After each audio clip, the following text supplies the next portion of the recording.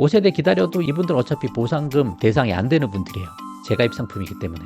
그러니까 굳이 5세대를 기다려서 보장 안 좋은 걸로 갈 필요 없이 5세대 나오기 전에 이분들은 4세대로 가시자. 이거 기억하시면 좋겠습니다. 안녕하세요. 반값보험료 만들기입니다. 오늘은 5세대 실손 출시 전에 반드시 확인하세요 라는 제목으로 영상 준비해 봤습니다. 자, 5세대 실손이 올해 4월 출시 예정에서 연기가 됐죠? 그래서 5월이나 6월 정도에 출시가 예정이 되어 있습니다. 그래서 그 전에 우리가 뭔가 대응을 해야 되고 바꿔야 될 수도 있거든요. 그래서 여러분이 가입한 1에서 4세대 실손 세대별로 어떻게 대응하는 게 좋은지 제 관점에서 한번 설명드려 보려고 한번 만들어 봤어요. 그리고 5세대 나오기 전에 난 4세대로 바꿔야 되겠다 라고 하시는 분이 계시면 이 실손 전환, 계약 전환을 해야 되는 거잖아요.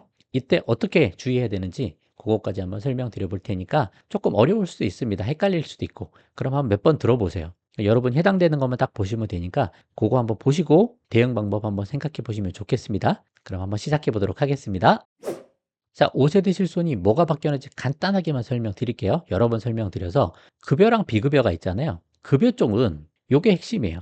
왼쪽이 현행 4세대, 오른쪽이 신규 상품, 5세대 상품이고 자기부담금이 입원했을 때 4세대 20%인데 5세대도 입원하면 20% 똑같습니다. 이게 뭔 얘기예요? 우리가 입원했을 때 큰 비용이 나오잖아요. 큰 비용에 대한 보장이 크게 다르지 않다는 거예요, 급여에서. 다만 이제 외래가 통원이죠. 통원할 때는 일부 보장이 좀 줄어듭니다. 여기 보시면 자기부담이에요. 자기부담률이 맥스 A, B, A랑 B 중에 큰 거를 자기부담으로 하겠다. 그러니까 우리가 부담하는 금액이 자기부담금이죠. 그러니까 비용 나온 거에 20%를 부담하든지 10,000원이나 20,000원을 부담하는데 그 중에 큰 걸 하겠다. 그렇게 돼 있는데 여기 하나가 더 추가됐죠.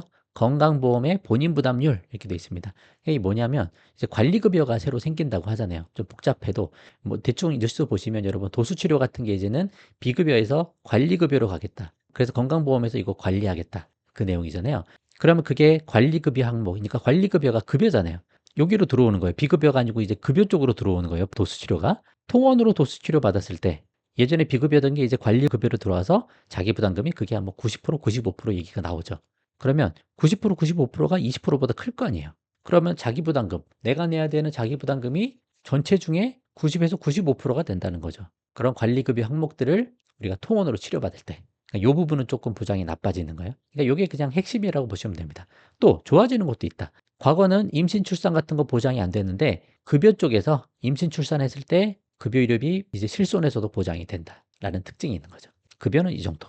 비급여는 왼쪽이 4세대, 오른쪽이 5세대예요. 5세대에서는 이제 비급여를 어떻게 나누냐? 중증이냐 비중증이냐 두 가지로 나누겠다라는 거예요. 그래서 핵심은 중증은 4세대랑 비슷하게 해줄게. 근데 이거 중증이 아니야 아무리 봐도 비중증이야 라고 하는 것들은 보장을 대폭 낮췄습니다. 중증에서는 오히려 4세대에서 보장이 더 좋아진 게 있어요. 입원했을 때 상급 종합병원 종합병원일 때는 연간 자기부담금 한도 규정을 500만 원 신설을 했죠. 이게 없었거든요. 원래 4세대는 급여만 있었어요. 연간 자기부담금 한도가. 근데 이제 비급여에서도 중증이라면 500만 원 이상은 보험회사가 다 내줄게. 그 규정이 들어온 거죠. 보장이 늘어난 겁니다. 하지만 비중증은 대폭 낮췄다. 뭐 한번 보시면 됩니다. 그래서 그 생각을 하셔야죠. 아, 나는 비급여 치료를 좀 많이 받아. 그러니까 비중증 치료. 되게 중증인 거 치료 말고 그냥 비중증. 그런 치료를 나 많이 받는 사람이야. 라고 하시면 5세대로 최대한 늦게 가시는 게 좋을 수 있고 안 가실 수 있으면 안 가시는 게 좋을 수도 있다. 그 정도 관점을 생각하고 이제 뒤에서 설명을 해보도록 하겠습니다. 자, 1세대 그리고 초기 2세대 실손 가입자 어떻게 해야 되냐? 이게 어디까지냐면 2013년 4월 이전에 가입하신 분들이에요. 이때는 재가입 주기가 없어요. 보험료만 갱신되면서 바뀌지 보장은 안 바뀌는 상품들입니다. 보장 좋은 1세대, 초기 2세대. 그 상품 가입하신 분들은 어떻게 하면 좋을까? 자, 보험료 납입 여력이 충분해요. 나 이 정도 낼 수 있어. 그리고 혜택도 잘 보고 있어. 그럼 그냥 유지하시면 됩니다. 5세대 나오든 6세대 나오든 그냥 유지하시면 돼요. 언제까지? 내가 이 보험료 낼 수 있을 때까지. 아니면 내기 힘들어도 5세대로 가는 것보다 혜택이 더 많아. 예를 들어 내가 월 보험료가 한 15만 원 정도 된다. 1세대 실손이라서. 근데 그거 1년치 내봐야 150에 한 180 정도 되려나요? 그죠? 그럼 내가 연간 180만 원 정도 보험료를 내는데 실제로 내가 병원 가서 보험금을 받는 것들이 150이 훨씬 넘네? 그러면 그냥 계속 가져가셔야 됩니다. 계속 끌고 가세요. 보장 좋은 거니까. 생각할 게 없습니다. 또 비급여 치료도 많이 받고 있어요. 막. 그리고 앞으로도 그럴 것 같아요. 또 지금 막 치료를 받고 있어요. 근데 비용이 많이 나올 것 같아요.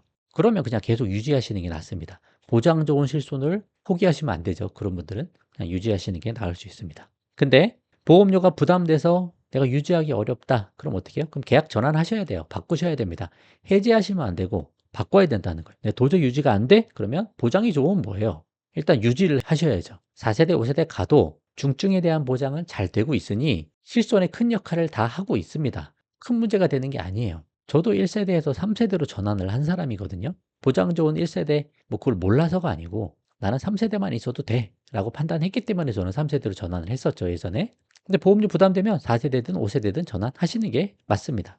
자, 근데 여기서 이제 5세대가 출시되고 나서 그때 이제 5세대로 전환하면 이분들은 보상금 나올 수가 있어요. 이거 이제 재매입이라고 하거든요. 보험회사에서 1세대 초기 2세대 실손 요거 돈을 주고 매입하겠다. 그리고 5세대로 바꿔줄게. 그렇게 되는 이야기가 나오고 있는데 이게 5세대 출시 전에 보상금이 얼마 나올지가 나왔으면 우리가 판단하기 쉬운데 그게 안 나올 것 같아요. 지금 분위기상.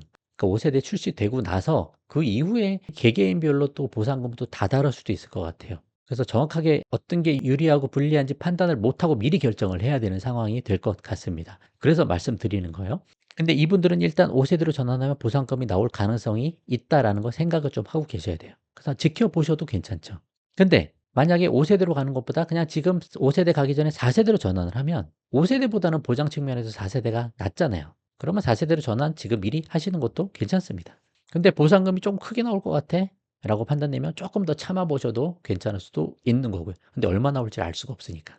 자, 그래서 보상금을 받을지 아니면 조금 더 나은 4세대 보장의 혜택을 보고 5년 동안 더 보고 5세대로 조금 더 늦게 갈지 그게 선택의 핵심 요소가 될 것 같아요. 자, 그 일반적으로 말씀드리면 4세대 보장이 좋으니까 지금 보험료 부담돼서 전환을 걱정하시는 분은 일반적으로 4세대 전환이 유리할 수 있습니다.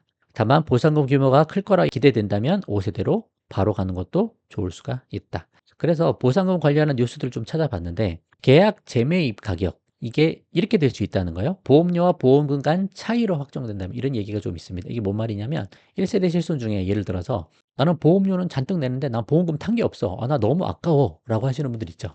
그분들은 이제 보험료 내가 낸 거는 많은데 보험금은 거의 없어요. 그럼 요 두 개의 차이니까 금액이 커지겠죠. 그래서 금융당국에서 이렇게 생각하는 거예요. 이 사람은 보험료는 잔뜩 내고 혜택은 하나도 못 받았어. 그러니까 이 사람은 5세대로 넘어오면 보상금을 많이 주고 넘어가게 해야 돼 라고 이야기하는 것 같아요. 이런 경우가 된다면 근데 확정이 아니에요.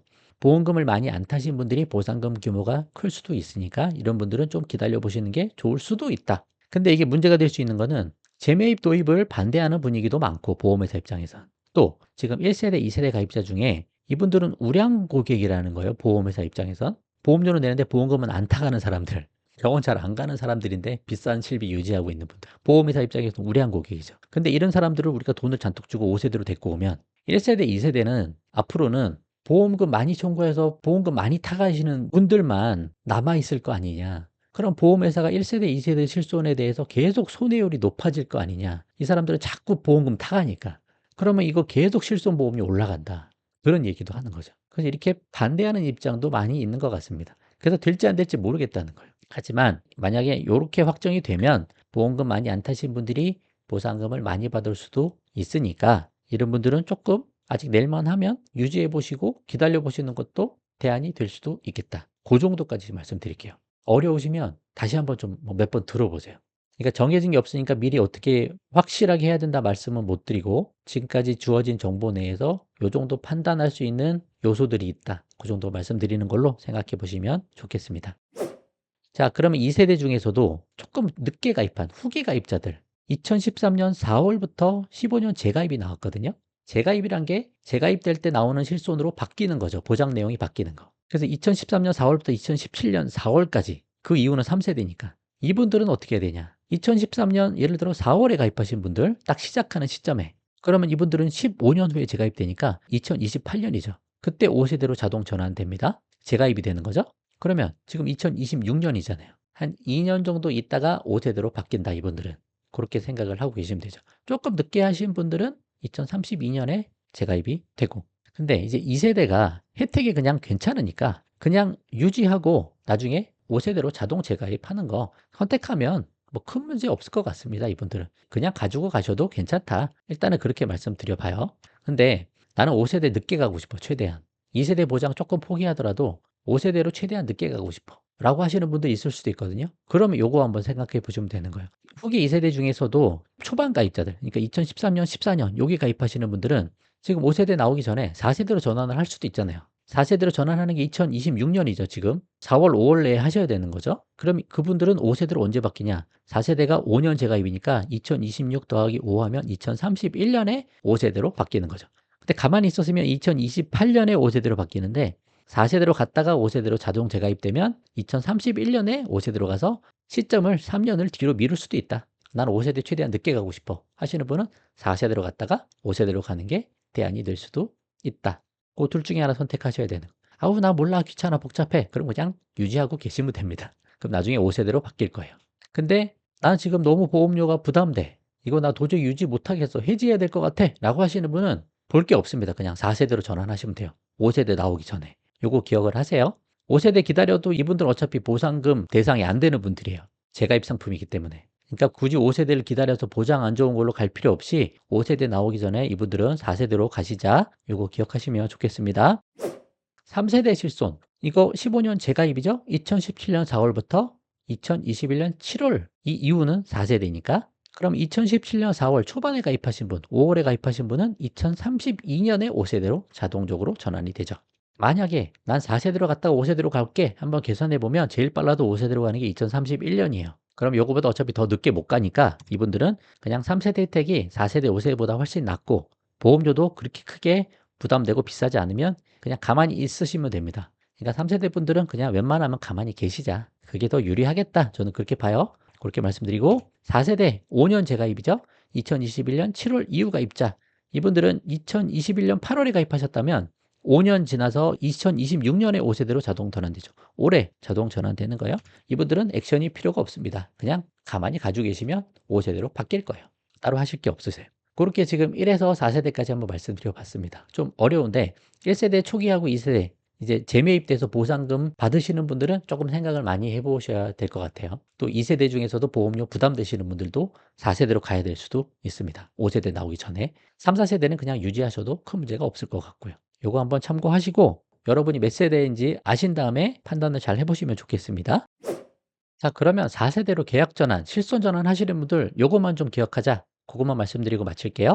자, 계약 전환이 뭐냐? 실손 전환이 뭐냐? 같은 회사 상품, 같은 회사 건데 세대만 바꾸는 거예요. 기본적으로 뭐예요? 무심사예요. 왜냐? 건강할 때 가입한 실손이니까 건강하게 세대만 바꿔줄게. 해지하지는 마. 유지해야 되니까 그런 차원에서 만들어 놓은 제도거든요. 이거 잘 활용하셔야 돼요.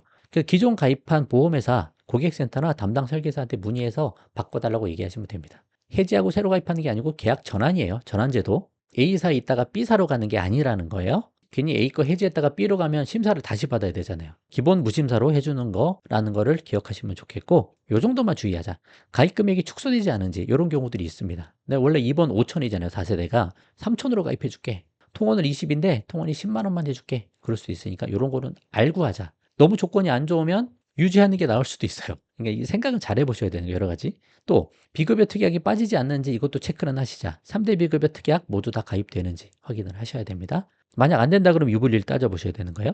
또 100세 보장되는 게 맞는지 체크하자는 거예요. 4세대 실손이 이게 맞는지 체크를 하고 하시자. 놓치지 말자. 그리고 지금 종합보험에 같이 묶여있는 1세대, 2세대 실손들이 있거든요. 큰 보험 안에 여러 가지 특약이 있고 그 안에 실손이 특약으로 들어있는 거. 그럼 이거를 실손만 싹 빼와서 4세대 실손 하나 딱 바꿔주고 나머지 특약들은 보험을 하나 그냥 그대로 유지하는 거예요. 두 개로 갈 수도 있는 거예요. 아니면 실손만 싹 빼고 요거 나머지 특약 다 삭제할 수도 있는 거예요. 두 가지 방법이 있으니까 그 정도는 판단을 하시고 알고 보험회사랑 설계사분들이랑 논의를 하시자. 그 정도 얘기 드리려고 요 주의사항 좀 가져와 봤습니다. 그러니까 전환이 잘 되는지 먼저 물어보신 다음에 판단하신 다음에 뭔가 결정을 하셔야 되는 거예요. 요것만 놓치지 않으시면 될 것 같다. 말씀드릴게요. 그리고 나중에 앞으로 진행되는 거 봐서 계속 바뀌는 거 업데이트 하면서 영상 만들어 볼 테니까 잘 알아보시고 조심스럽게 잘 해보시면 좋겠습니다. 자, 오늘은 여기까지 하도록 할게요. 도움 되셨으면 좋아요만 한번 부탁드리겠습니다. 마칠게요. 감사합니다.